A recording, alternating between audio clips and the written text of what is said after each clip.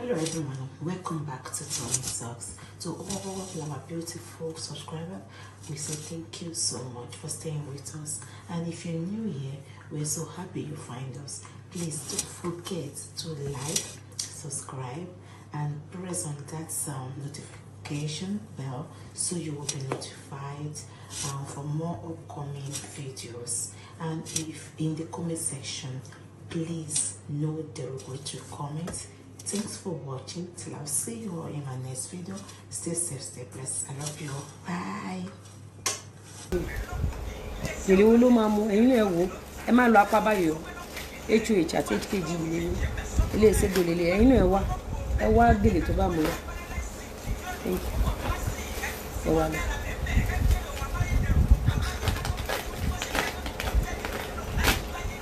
Adéyẹmọ Ayọ̀mídé èmi ò lè bá wọn sọ gbogbo nǹkan bẹ́ẹ̀ ìgbà tí mi kì í ṣe àdótòṣì èèyàn kan ló pa èèyàn kọ́kọ́ ló pa àwa ò lè sọ gbogbo yẹn nǹkan tèmi ń sọ ni wípé èèyàn kan ló pa èèyàn kọ́kọ́ ló pa tí Gistlover bá fi òkú Mohbad máa tọrọ bára tí wọ́n ti sin Mohbad jẹ́jẹ́ ǹjẹ́jẹ́ àní dé junction yìí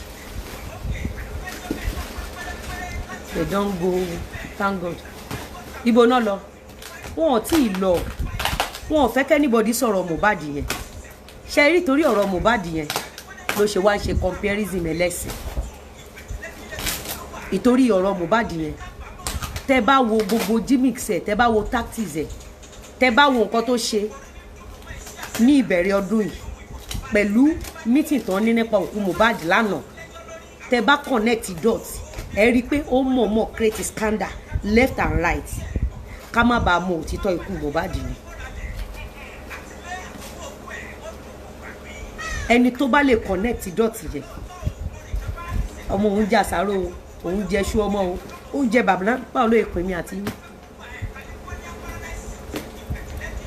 báwo ló ṣe kan èmi àti yín kí ló dé tó jẹ́ pé gbogbo ìgbésí ayé àdótòṣì it's all about comparison wọ́n ní amẹ̀bọ ti post nǹkan mi a máa sọ̀rọ̀ Mohbad yìí tán kò lè fi nǹkan mi tó post yẹn kò lè fi divert wa ọ̀rọ̀ Mohbad tá à ń sọ lọ ìlànà interest torí pé amẹ̀bọ post nǹkan mi yẹn ló ṣe yẹ kẹ́yìn mọ̀ póun gangan ló operate Gistlover àtàmẹ̀bọ èmi lélẹ̀ lórí life ṣe bẹ́ẹ̀ mi lélẹ̀ fóònù mi dà where is my phone okay. Mo ti mọ̀ pé fóònù yẹn ti kú ẹ jẹ́ sáré fún mi charger pápápá fóònù yìí máa kú down fóònù yìí máa fẹ́ kú call Gistlover for us ibẹ̀ lẹ ti máa mọ̀ wípé ó ní nǹkan kan tó ń bò ẹ rí i pé gbogbo bó ṣe ń blog mi tó ń blog àwọn ọmọ mi is to divert us yes or no yes or no. Yes or no? Bá mi lọ gbé sínú mélòó ló wà ńbẹ̀ mẹ́ta àbí mẹ́rin big box máa wà nsàlẹ̀ ẹ kó gbé síta nù ẹ kó síta amẹ̀bọ Gistlover ibẹ̀ lẹ ti máa mọ̀ òdìgbà tán bá sọ fẹ́mi àti yín ohun tó bá mu tó fi post nǹkan kan ẹ rí i pé nǹkan tí mò ń sọ nípa ọ̀rọ̀ Angel ó hì ti àdótòṣì.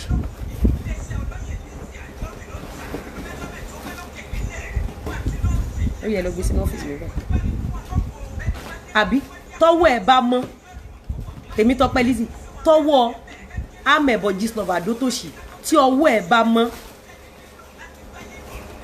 kí ló ń sáré kìtìkìtì fún a ní pé kí ló ń jẹ́ justice for Mohbad ṣé kò ní sẹ́nibọ̀dì tó lè ràn mí lọ́wọ́ ni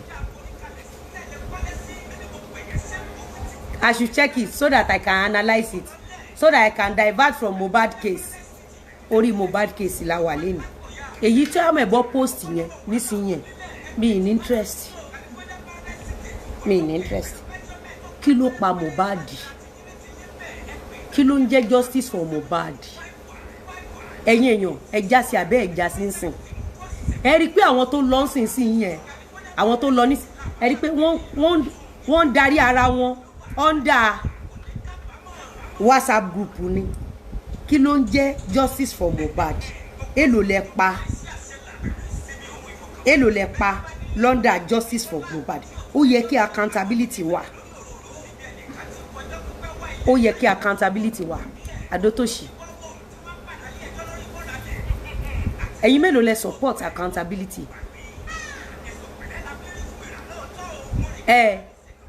o ò níṣẹ́ lọ́wọ́ o ò ní tálẹ́ǹtì o ò ní ayé o ò ráyé wá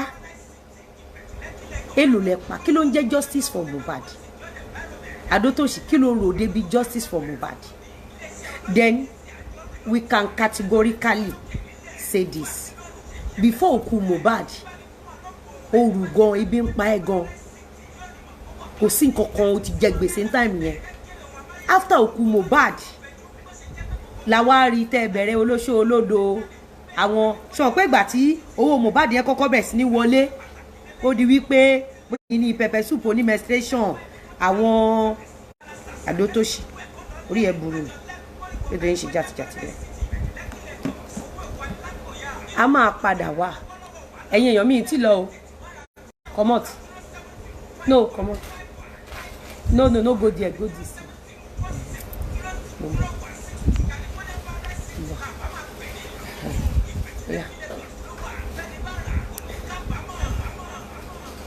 yeah come and change my clothes you no give me gele for this ẹ jẹ́ kí n hàdí àwọn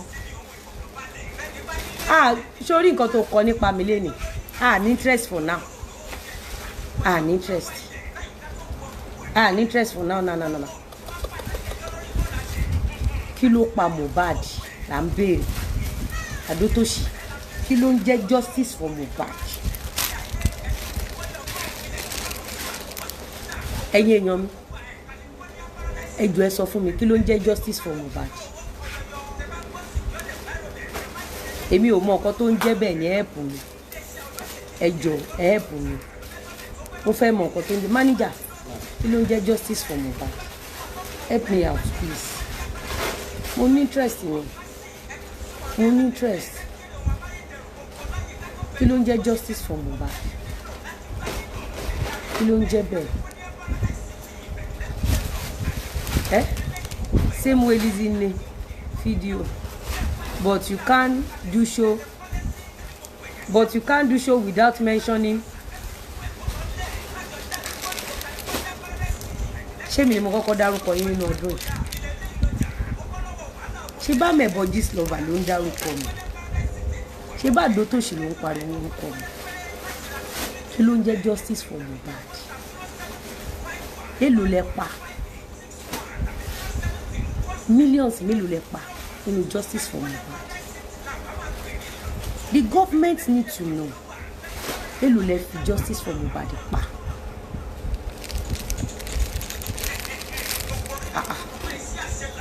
Bisola said I just dey reason am now but you make me understand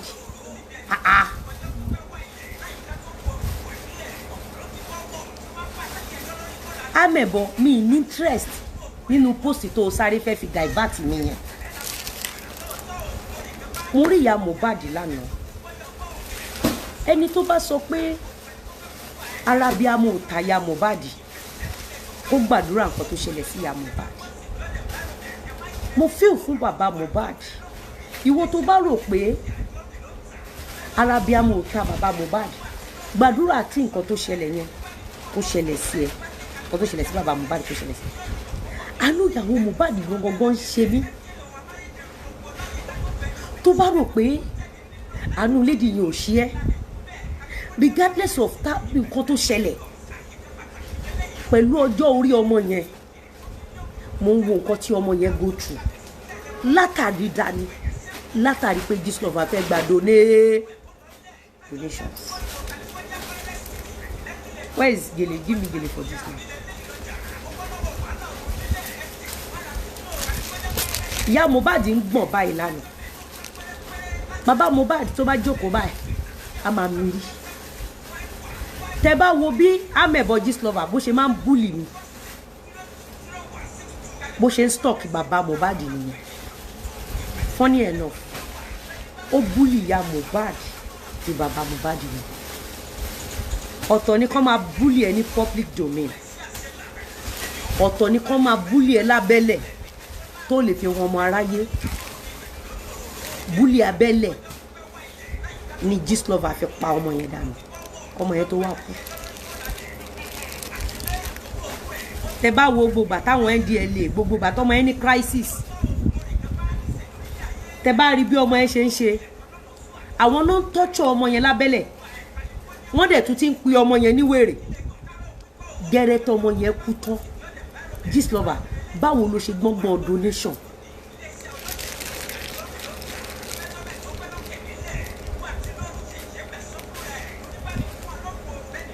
wọn ò ní blog Spyro kẹ, kódà wọ́n sì máa blog Spyro Jaira. Wọ́n jọ ń ṣiṣẹ́ yẹn, àwọn people yẹn kì í ṣe Spyro ni mò ń sọ, iṣẹ́ bully yẹn. Ẹ wò ó sì à ń sọ̀rọ̀ amẹ̀bọ̀ Gistlover kò sáré lọ post nǹkan láti divert mi. You cannot divert me. Ẹ mọ̀ ń check send ẹ̀ sáré kẹ́. You cannot divert me, but I'm doing 50% discount. Ẹ sọ pé ìyá Mohbad follow wrong way. Bully tí ìyá Mohbad ń go through, tó bá jẹ́ pé society nice ni, ìyá Mohbad máa dúró ti bàbá Mohbad. Ó lójú ẹni tí ẹ̀mí ẹ̀ gbé bully, ó ní ojú ẹni tí ẹ̀mí ẹ̀ tó gbé bully. I've been in their kini, tí n bá sọ fún yín ẹlòmíì máa ní pé kí ni mo wá dọ́dọ̀ lágbájá, kí ni mo wá tọ́dọ̀ dẹ̀mẹ̀dò. Tó bá tí Gistlover bá bully amẹ̀bọ̀ Gistlover Adótòṣì, tó bá bully ẹ, tó bully ẹ bí wèrè, if you cannot beat them, join them. Do you know how many years to take me? Show me how many years to take me. Tí mo ń sanwó, tí mo dẹ̀ dúró síbẹ̀, tí mo ń ṣọ̀rí àpàpàǹdodo, because ẹ̀rù ń bà mí. Gbogbo ìgbà tẹ́ ẹ̀ rí mi pẹ̀lú wọn yẹn, ẹlòmíì máa béèrè pé kí ló wá dọ́dọ̀ àwọn fracas, kí ló wá dọ́dọ̀ àwọn bully. Ẹlòmíì á ní ibi tẹ́ ti máa mọ̀ wípé olórí burúkú ẹ̀dá làwọn people yẹn. Inú ìgbà tí Bísí wà pẹ̀lú wa, inú ìgbà tí Pọ́s and Pọ́ndà oníjìbìtì tó wà pẹ̀lú wa, àtìgbà tí mo ti sá fún gbogbo wọn, ìgbà wo la ní rest of mind? Tí n bá sọ pé rest of mind, ṣe mọ mí nìyẹn. Ilé ayé ìdìpọ̀. Sórí ọ̀tọ̀ ní life on social media, ọ̀tọ̀ ní life after social media. Tó bá wà pẹ̀lú àwọn Bísí, Pọ́s and Pọ́ndà, any bloggers, tó bá ti bú any big personality, tó bá wà pẹ̀lú wọn, society ò ní mọ̀ wípé àti face wọn ló ń bẹ ẹlẹ́rù. Ó máa face a lot of condemnations ní public domain. Tó bá ń gbọ́, you go explain tire. The moment tó bá sá fún wọn, the public will accept you back. I make more sales nígbà tí mo ti sá fún gbogbo wọn than when I was with them. When I was with them, I didn't make any sales. I was with them because I was afraid. I was thinking that I cannot face them. They are just too much. There are many. Oh my, gbogbo orúkọ tó ti fayé ẹ build, gbogbo iṣẹ́ tó yẹ, gbogbo iṣẹ́ tó ti ṣe, wọ́n á bàjẹ́ ní ojú ẹ tí ò sí nǹkan kan tó máa ṣe.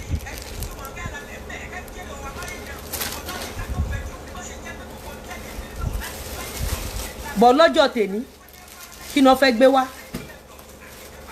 Kí ni wọ́n fẹ́ gbé wá? Bully wo náà fẹ́ ṣe? Kí ni wọ́n fẹ́ sọ? Bully títí wọn gan. Ẹ rí wípé Ọlọ́run sọ di oore ọ̀fẹ́ fún àwa. Bí bully yẹn ṣe tó, inú ìgbàgbọ́ yẹn ni màrìwò mi ti ń ṣọ̀ṣọ́. Ṣé bẹ́ẹ̀ rí pé fún rárá Gistlover ló sọ fún wa pé òun fẹ́ fi ṣó, òun fẹ́ fi atarodo wa, ó lóun á fi búlì ẹ wọ́n á búlì ẹ ó mọ̀ tẹ́ bá wo life Adótòṣì ẹ rí pé kò ní nǹkan kan tó fẹ́ offer society ẹ wo gbogbo àwọn ọmọ kéékèèké tó ń búlì àwọn èèyàn kiri yẹn àwọn ọmọ yẹn ò mọ consequence nǹkan tó ń ṣe àwọn ọmọ yẹn ò mọ̀ pé fọ́tò àwọn ti go far àwọn ọmọ yẹn ò mọ̀ pé ìgbésí ayé wọn ti bàjẹ́ látàrí wípé Adótòṣì ó fẹ́ gba owó ipá ó dẹ̀ employ àwọn ẹrù oṣù mẹ́sàn-án àbí àmọ́ ìmíì ọ̀bì kan tó fẹ́ gba owó kí ló ń jẹ́ justice for Mohbad. How much do they make from justice for Mohbad? How much do they make? Osinawa said, you are a very strong woman and I cherish you for that. Almighty Allah will always be with you. Osinawa, tó bá jẹ́ pé mi ò strong, ní mọ̀ pé Adótòṣì ló undertone tó ń ṣẹlẹ̀ pẹ̀lú kéèsì ẹnu oṣù. Tó bá jẹ́ pé mi ò strong enough, tí nǹkan kan bá fi lè ṣẹlẹ̀ sí ọ̀tá mi, Adótòṣì would have come out and put the blame on Mr. Lawal. Àwa lọ gbé audio script tó ti kọ fún ẹnu oṣù. Nígbà tẹnu oṣù sọ wípé Mr. Lawal pé àwọn jókòó páwọn fẹ́ lọ gbá Lizzy. Gbogbo ìgbà tẹnu oṣù sọ wípé bàbá òun fún òun nílẹ̀, Mr. Lawal bá òun ta pé bàbá òun ti kú. Material yẹn òun lè rí lọ́dọ̀ àwọn Sam Larry, lọ́dọ̀ àwọn Naira Marley. Pre-plan material ni. Nínú Sam Larry tó bá ọmọ jà tó tún fa ọmọ mọ́ra. Inú Naira Marley tó mú ọmọ mọ́ra from zero to hero. Tọ́mọ yẹn dẹ̀ sọ pé mi ò bẹ́ ṣiṣẹ́ mọ́. Tí Naira Marley ò dẹ̀ gba mọ́tò kò gba nǹkankan ó dẹ̀ fi ọmọ yẹn lẹ̀ kó move on. Àti ẹni tó gbé ọmọ travel tí wọn ò dẹ̀ sọ nípa travelling yẹn dọ̀la wọn ò dẹ̀ tú díẹ̀ kálẹ̀ rò pé ó yẹ ká suspect you.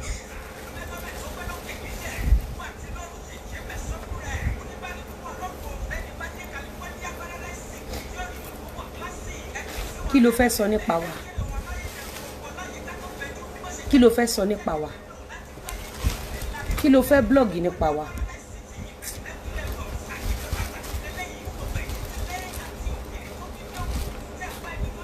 Kí ló fẹ́ sọ nípa wa? Imagine tó bá jẹ́ wípé ọ̀tá Gistlover lẹni tó gbé ọmọ yẹn travel. Kò imagine tó bá jẹ́ wípé ọ̀tá Gistlover ló gbé ọmọ yẹn travel. Ọwọ́ máa ti débẹ̀, a máa ti mọ gbogbo ibi tó lọ, receipt ibi tó ti kọrin, èló ló gbà, èló ló bá dé, ọjọ́ wo ló dé sí ọjọ́ tó kú.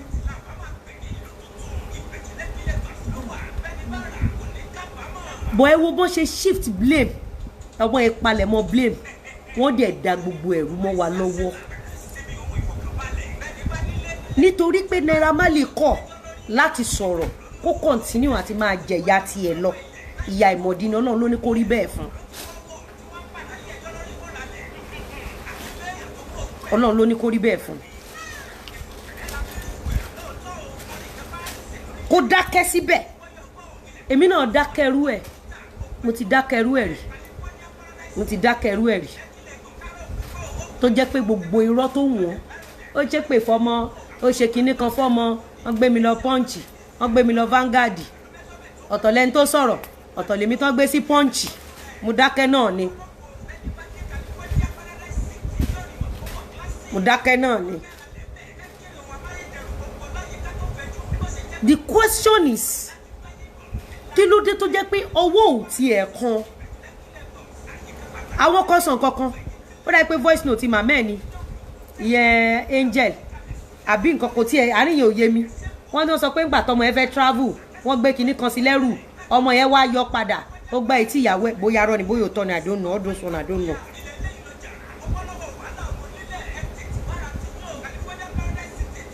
I don't know. Ọjọ́ wo ló travel? How many days ló lò lọ́hùn? ọjọ́ wo ló dé ọjọ́ wo ló dé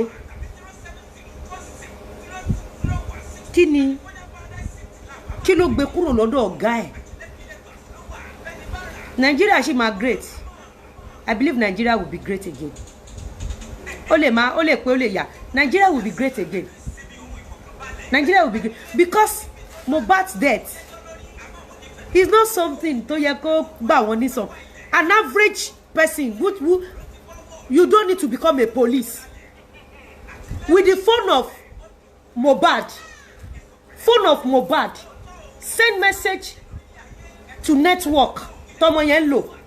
A fẹ́ rí call log ẹ̀, a fẹ́ rí message log ẹ̀, a fẹ́ rí so many things nípa ọmọ yẹn. It is not about Mohbad. It's all about the youth out there.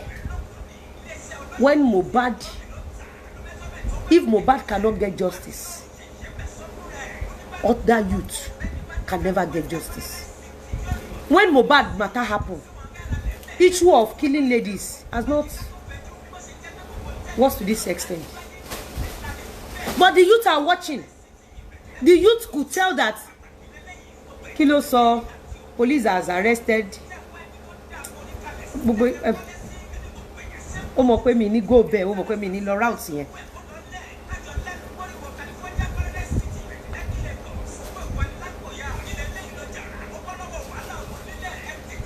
You don't understand? Kí ni call log ẹ̀? Ọmọ yẹn tún wá sọ̀rọ̀. This guy talked about his phone. This guy predicted that after his death, you want to use my phone. You want to do this. And because of donations. Because with the sake of that voice note alone, who released that voice note? Gistlover. That means Gistlover is an enemy of the wife. Gistlover was never a friend of the wife. Gistlover is an enemy of that wife. Because if Gistlover truly loved the wife, Gistlover supposed not to release that audio. Why did Gistlover release that audio? Because of donation. Because Gistlover has been able to torture the wife, torture the husband, and the husband is gone. You don't understand? Then that audio is a good material to cyber kidnap the wife. This country, I hope it will be great again, Sha.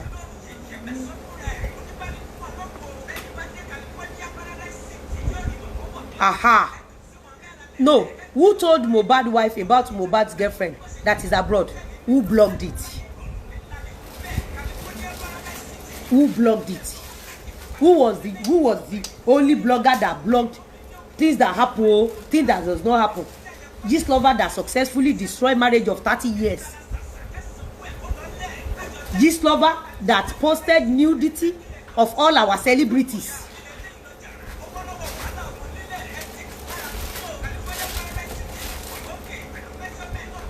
Bisola, èmi ò ní kó má hate your time. Mo máa sọ òtítọ́. Cherry angu pepper dem tó ń gbé wa lọ yẹn. Wọ́n fi ń cover òkú Mohbad.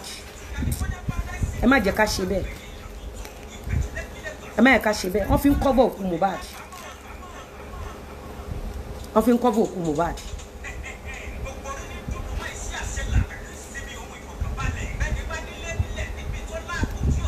I will never blame the wife. Because if not for donation, tí Àdótòṣì wà after, wọ́n ti sin bọ̀bọ́ yẹn. Wọ́n pa ni ó kú ni o. Àṣírí yẹn ti bò for life. Kí ni Gistlover ní kan lọ tún òkú yẹn wó fún? You all thought Baba Mohbad is the enemy of the wife. The major enemy of the wife is Gistlover.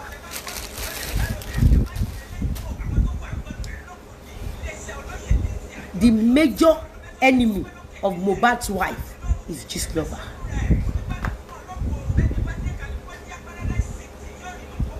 You said the wife is enjoying. You don't know meaning of cyber kidnapping. Most especially if she has accepted some things. Only bí Gistlover ṣe máa kọ́wọ́ bọ̀ yàn lẹ́nu. Ó ní bó ṣe máa kọ́wọ́ bọ̀ ẹ́ lórí. Ó ní bó ṣe máa ta sí ẹ. Tó bá ti ní àṣírí tó pọ̀ jù. Audio tó release yẹn ó fi cyber kidnap ìyàwó yẹn ni. Kàn lọ tún òkú yẹn wú padà ó fi torture ìyàwó yẹn ni.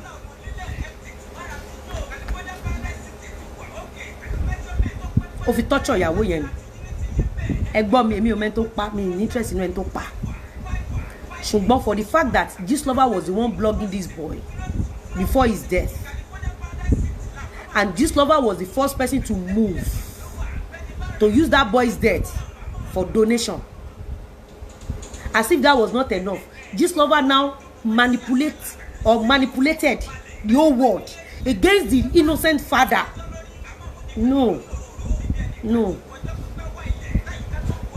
And the way Gistlover tortured the father, the mother was scared. The mother was scared. The mama know the truth, but she was scared. Ẹ má gbàgbé pé nínú wàhálà yìí náà ti package àbúrò Angel pé kó wá kọrin. Àwọn wo ló tún ṣe manager? Àwọn wo ló tún ṣe manager? Àwọn wo ló ṣe manager àbúrò tán ní kó wá kọrin torí yẹn ò fly.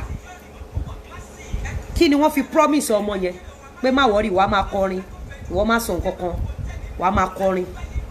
A máa promote ẹ wá lórúkọ ju ẹ̀gbọ́n ẹ lọ àbí kí ni wọ́n ṣe? Bọ́n ṣe sọ fún ṣùgbọ́n má worry a máa sọ ẹ́ di actress. Bọ́n ṣe sọ fún ṣò náà nìyẹn. The same concept ni. People are not just smart. People are not this the same concept. Má worry a máa sọ ẹ́ di actress. Gbogbo nǹkan tó bá fẹ́ ìwọ kan máa parọ́ lọ because ó rò pé òun máa kú láì ṣe ni. Bóyá ó rò pé búlì yẹn bóyá ó rò pé ọmọ yẹn ti balẹ̀ jẹ́ o Ọlọ́run ló dẹ̀ mú gbogbo yín torí kó tó di aláburú ńlá tó yìí ojú yín ló ṣe rán tó mọ́ Jẹ̀ṣà lórí Gistlover ojú yín báyìí ni ó rán tó mọ́ Jẹ̀ṣà. An issue of don't talk because tó bá jẹ́ pé Jẹ̀ṣà náà speak up tí Jẹ̀ṣà bá speak up ó lè má ṣe ó dẹ̀ lè ṣe we don't know ó lè ṣe ó lè má ṣe but tí Jẹ̀ṣà bá speak up ó ti yẹn telling victim not to talk gbogbo yín lẹ máa gbé ọmọ yín sin tẹ́ ní jèrè ọmọ telling victim to look away ẹ máa gbé ọmọ yín sin tẹ́ ní jèrè ọmọ. You cannot tell the bully to stop but you always tell the victim not to talk gbogbo yín máa ṣorí burúkú tọmọtọmọ yín ni.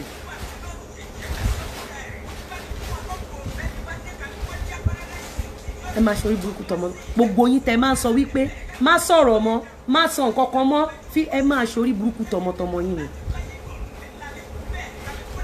Ẹ máa ṣe kò síbẹ̀ ṣe lè pẹ́ tó láyé àwọn ọmọ yín wọ́n á pàdé Gistlover nínú ayé ẹ̀yin gangan ẹ pàdé Gistlover nínú ayé kò síbẹ̀ ṣe lè pẹ́ tó because it takes an evil-minded soul to be telling a victim not to speak up.